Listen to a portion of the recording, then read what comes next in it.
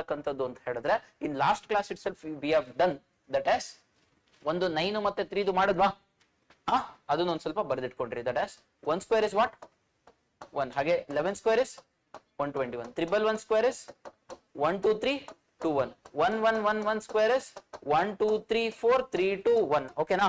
This is one thing. ಇದೆಲ್ಲಾದ್ರೂ ಬರೆದಿಟ್ಕೊಂಡ್ರೆ I think you know this. Fine with this. ಅದೇ ರೀತಿ 3 ಸ್ಕ್ವೇರ್ ಹೆಂಗ್ ಮಾಡೋದು ಬರೆದಿಟ್ಕೋತೀರಾ?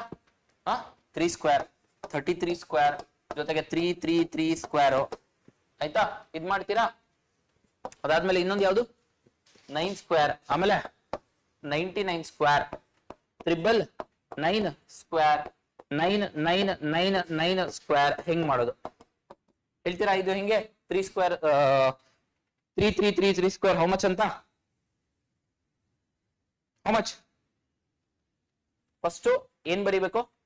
ಇದು 3 ಸ್ಕ್ವೇರ್ ಇಸ್ 9, ಇದು 1089, ಇದೇನು 3 3 ಇದ್ರೆ 110889.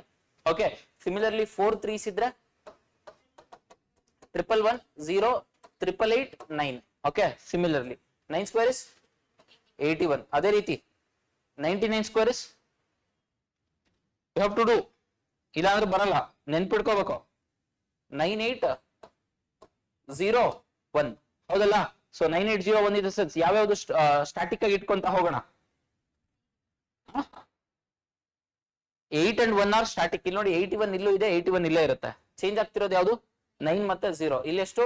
998001, 9998001. ಏನಿಲ್ಲ, ಲಾಸ್ಟ್ ಅಲ್ಲಿ ಕೇಳ್ಬೋದು ಇದರ ಸಮ್ ಎಷ್ಟು ಅಂತ ಹೇಳಿ. 3 return 10 times, 3 return 10 times multiplied by the same number, resultant product, what is the sum? ಈ ತರ ಕ್ವಶನ್ಸ್, ಸ್ಟ್ರೈಟ್ ಫಾರ್ವರ್ಡ್ ಕ್ವಶನ್ಸ್ ಇದಾವ ವೇದಿಕ್ ಮ್ಯಾಥ್ಸ್ ಅಲ್ಲಿ. ಹೋಗ್ತಾ ಹೋಗ್ತಾ ಮಲ್ಟಿಪ್ಲಿಕೇಶನ್ ಟ್ರಿಕ್ಸ್ ಅದೆಲ್ಲ ಹೇಳ್ಕೊಡ್ತೀವಿ ನಾವು.